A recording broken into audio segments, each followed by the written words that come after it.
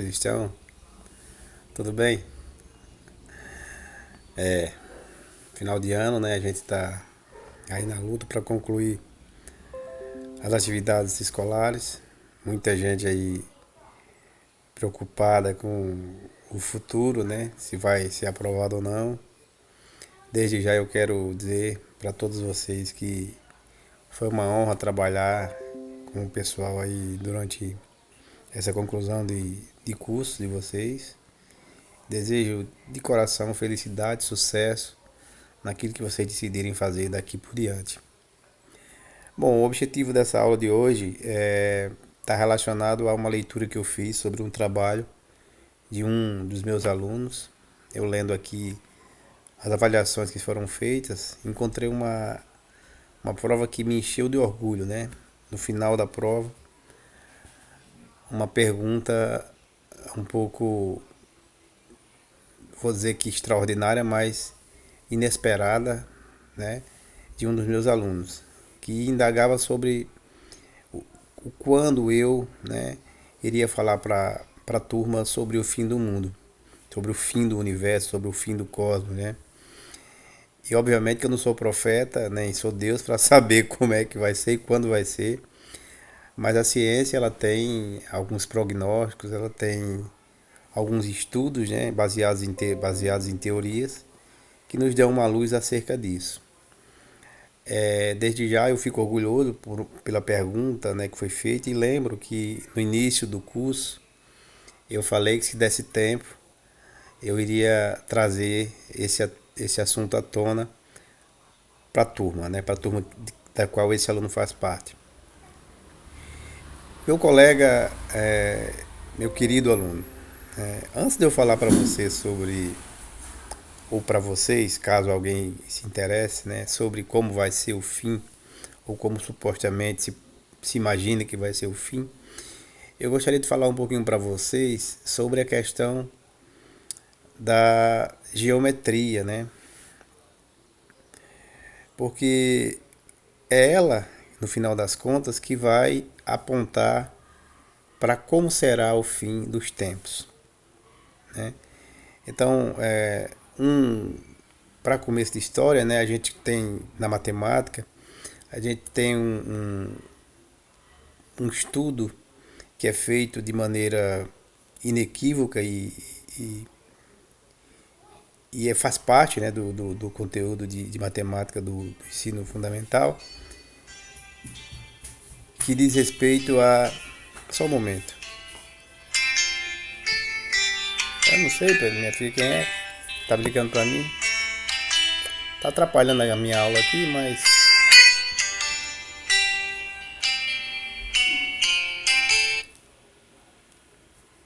Pois não, pode falar. Deve ser da. Não atenda mais não. Desculpe, tá? Bom, então a gente tem dentro do estudo de matemática uma geometria chamada geometria analítica. Geometria, lá vai eu com a geometria analítica, né? Essa vocês vão ver mais pra frente. Geometria chamada geometria euclidiana, né? Que enxerga as coisas como se elas todas fossem, fizessem parte de um mundo de retas, né? Onde não existem curvas. Por exemplo, um cubo, né, ou um plano tipo triângulo ou quadrado, né? Então essas estruturas são estudadas por essa geometria, chamada de geometria euclidiana, em detrimento de um grego, matemático grego chamado Euclides. E ele desenvolveu essa geometria. E basicamente essa geometria ela trata de questões relacionadas a retas, é aquela que diz assim, que duas retas nunca vão se encontrar, né? Porque se elas são paralelas, elas nunca vão se encontrar. Não há como duas retas paralelas no final da sua trajetória se encontrarem em algum lugar. Então essa basicamente é uma das premissas da geometria euclidiana. E essa geometria ela é interessante porque, veja, quando você vai analisar os ângulos internos de um quadrado, né, a soma desses ângulos tem que dar 360 graus. Não pode dar mais, não pode dar menos. Dentro da geometria euclidiana, isso é uma lei, né? Você pega os ângulos internos de qualquer quadrado que seja, os ângulos internos têm que dar 360 graus. Da mesma forma que você pega um triângulo, né, que são figuras de 3 lados, por isso o nome triângulo, você vai observar que todo o triângulo vai ter uma soma de ângulos internos igual a 180 graus. Isso também é uma lei. E onde é que eu quero chegar com isso? Eu quero chegar na seguinte situação. Assim como existe a geometria euclidiana, né, que fundamenta a matemática básica que nós conhecemos, a matemática espacial básica que a gente conhece, também existe outras geometrias, inclusive a não euclidiana, né? E essa geometria não euclidiana é uma geometria, diferentemente dessa que a gente está falando agora, ela não trabalha com retas, ela trabalha em espaços curvos. Por exemplo, uma esfera como é a Terra, né? Se você partir, por exemplo, de um polo da Terra e for até o equador da Terra, e ao chegar ao equador você toma uma direção para o lado, pode ser para o leste ou para o oeste, né? E no final dessa direção você retorna para o lugar de onde você começou o movimento, ou seja, retorna para o polo, você vai criar 3 linhas curvas, porque você não está sobre uma superfície plana, você está sobre uma superfície curva. E dentro dessas 3 linhas curvas, você não vai ter mais ângulos, somas internas de ângulos com valor de 180 graus. Esses ângulos serão maiores. Então essa é a geometria que nós dizemos não euclidiana, né? E aí é que entra a questão fundamental sobre a origem, sobre o fim, melhor dizendo, do cosmos, né? O fim das coisas. Por quê? Porque o fim das coisas no final de tudo, vai depender da forma geométrica que é constituída o universo. E essa forma geométrica da qual é constituída o universo, né, vai depender de algumas estruturas materiais das quais esse universo é feito. Né? A gente sabe que o universo ele é constituído basicamente de matéria e energia.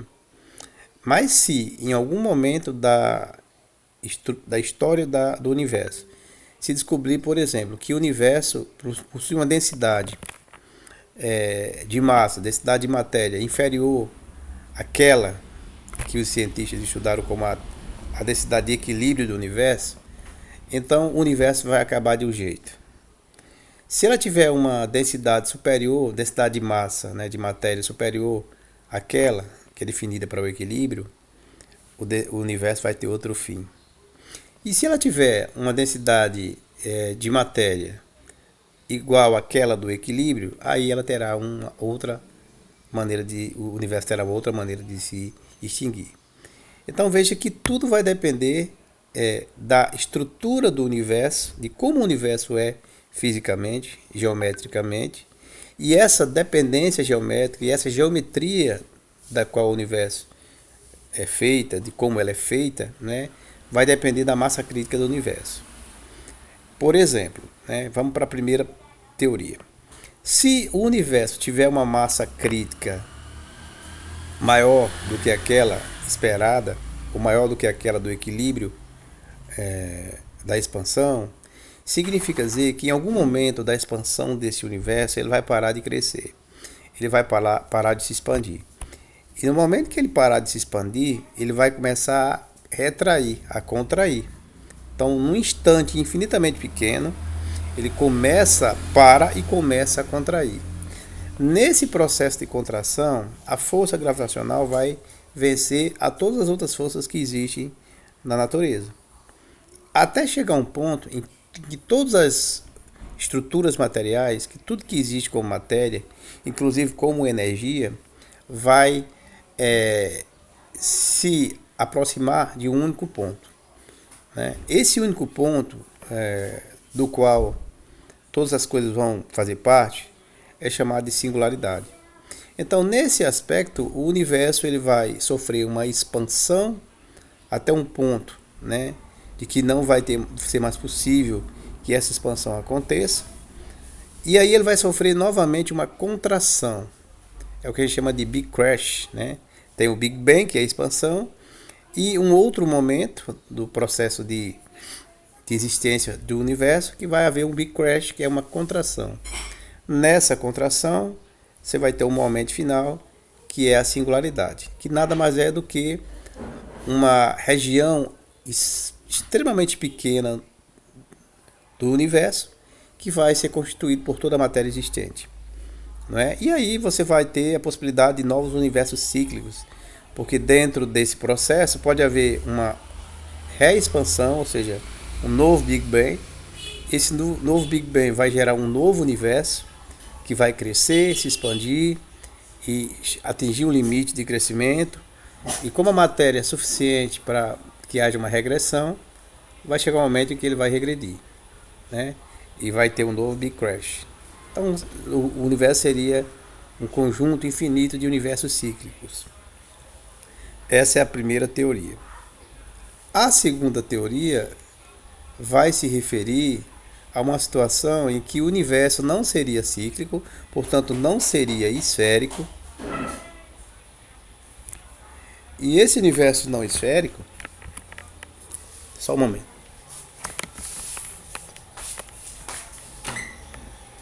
Oi! Só um momento.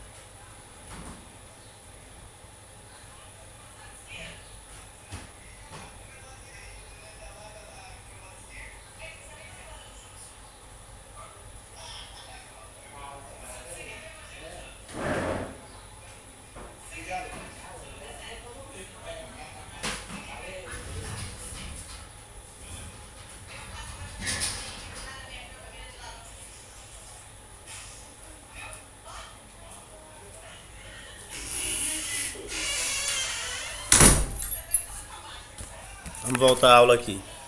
Desculpe aí. Então, pessoal, vida do professor, né? Então, se esse universo ele for um universo que tem uma massa crítica maior do que aquela que se estimula com uma massa de equilíbrio, então esse universo ele vai ser esférico e ele vai regredir a universos cíclicos, né? Essa teoria é uma bem improvável, é improvável que isso aconteça. Portanto, existe uma outra teoria, né? Essa outra teoria ela está associada à questão. Lívia, baixa aí, Lívia, um pouquinho, minha filha, baixa. Tá difícil hoje. Então, essa outra teoria ela está associada a uma massa crítica inferior àquela de equilíbrio, e sendo essa massa crítica inferior àquela de equilíbrio, o universo teria o formato de uma cela, né? Certas celas de cavalo, né? Então seria um universo selado, né? Aberto embaixo, é como se fosse um cano cortado ao meio. Então ele seria curvo e selado. E nesse caso, o universo ele estaria fadado a se expandir de tal forma que todas as estruturas, todas as partículas que constituem esse universo, em um determinado momento da história desse universo, não estariam mais sujeitos à ação gravitacional, que a gravidade não conseguiria segurar esses planetas, essas estrelas, essas estruturas que estão no universo, né? Essas galáxias juntas umas das outras, e em um determinado momento da história, todas essas estruturas estariam tão distantes umas das outras que a gravidade não teria mais nenhum tipo de influência sobre elas, né?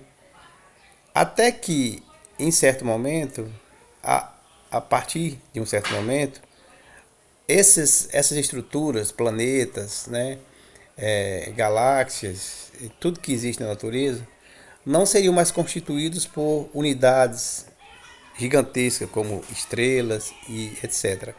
Na verdade, essas estrelas e esses planetas e tudo que existe começaria a se fragmentar, dando lugar a átomos distantes uns dos outros, átomos espalhados pela galáxia, pelo universo, né? Esses átomos espalhados começariam a perder, né, a sua interação um com o outro, de tal forma que em um certo momento os elétrons, né, não teriam mais como serem segurados ao núcleo, porque a própria força elétrica que mantém os elétrons unidos ao núcleo dos átomos não existiria mais. Então a força gravitacional já não estava mais fazendo sentido, e agora nós temos uma segunda força, que é a força elétrica, que mantém os elétrons unidos ao núcleo de um átomo, que já também não existe mais. A partir daí, os elétrons começam a se afastar dessas unidades nucleares, que são os prótons, e os átomos não são mais, não podem mais ser caracterizados, não terão mais a mesma característica que nós vemos hoje neles. Né? Serão estruturas positivas, no caso núcleos isolados, ou negativas, no caso elétrons isolados. Né? Mas aí a coisa ainda não chegou ao fim. Por quê? Porque ainda existe uma força chamada de força nuclear, forte e fraca, né? Que faz com que os prótons continuem coesos, formando esse núcleo atômico. E é nesse momento que as coisas começam a perder o sentido, que a matéria começa a perder o sentido. Por quê? Porque essas forças nucleares fortes e fracas, elas se anulam, né? Elas deixam de existir, e esses núcleos começam a se desfazer. A partir daí, a matéria vai ser constituída por estruturas extremamente pequenas, né, partículas isoladas, né, que não vão mais produzir nenhum tipo de energia. Nesse momento em diante, a gente pode considerar que o cosmos, né, o universo, ele está na UTI, praticamente morto, né? Mas ainda não é o fim. Por que ainda não é o fim? Porque a gente ainda tem os chamados buracos negros, né? E esses buracos negros, eles primeiro engolirão ainda as estrelas que restarem. Se restou alguma estrela no universo, esses buracos negros vão se encarregar de devorá-los, né? Devorar essas estrelas. E em segundo plano, no segundo momento, esses buracos negros eles começam a perder energia. É o que a gente chama de radiação de Hawking, né? Descoberta por esse cientista tão importante do nosso século. E essa radiação de Hawking nada mais é do que uma maneira que os buracos negros têm de morrerem. Eles vão perdendo energia gradativamente, né? E à medida que vão perdendo essa energia, eles vão se extinguindo no espaço. O que vai restar de tudo isso, depois de todo esse processo, segundo essa segunda teoria, vai ser um universo extremamente escuro, né? Sem nenhum tipo de referencial, onde o tempo, né, não vai mais fazer sentido, porque não é possível você se localizar, se referenciar no espaço. Não existe luz, não existe matéria, não existe nada de energia para que você tenha algum tipo de referencial. Então é aí que a gente chama de morte térmica do universo. Esse será o segundo cenário. Meio aterrador, né? Mas terá uma terceira hipótese. Qual seria a terceira hipótese? Seria exatamente o universo ter a quantidade de matéria necessária para continuar se expandindo infinitamente, né? Nesse processo, as galáxias continuariam coesas, mas elas estariam se afastando umas das outras em um tempo indeterminado, né? Então a gente sabe que o universo vai morrer, mas a gente não sabe quando ele vai morrer. Porque apesar de você ter afastamento das estruturas materiais, as galáxias continuam coesas. E ao continuarem coesas, né, elas continuam gerando energia para se manterem ali vivas no cosmos. O que pode acontecer é que você vai olhar para o céu em algum momento e vai começar a perceber que aquelas estrelas que brilham à noite começam a desaparecer, né? Então, uma grande porcentagem das estrelas que nós vemos no céu são galáxias. E como essas galáxias vão estar se afastando umas das outras, vai chegar um momento em que você não consegue mais enxergá-las, porque a luz vai estar tão distante, mas tão distante que a gente não consegue mais receber essa informação do espaço, né? Seria uma terceira hipótese. Qualquer uma dessas hipóteses, como o tempo existe, é obviamente que haverá um fim mais cedo ou mais tarde. Por quê? Porque a energia se degrada. Existe uma lei chamada entropia que diz que todo sistema energético não consegue gerar energia para manter o seu equilíbrio. Então eu vou, como energia, como sistema energético, eu vou produzir energia para manter funcionando, mas parte dessa energia que eu produzo vai ser degradada, né? Eu vou perder essa energia. E ela não pode mais ser reposta, ela não pode mais ser renovada. Esse processo chama-se entropia. Tá certo? Então, todos os sistemas que existem no universo são sistemas entrópicos, portanto, irão fatalmente desfalecer, morrer, né? Acabar um dia. Isso não é diferente com nada que existe.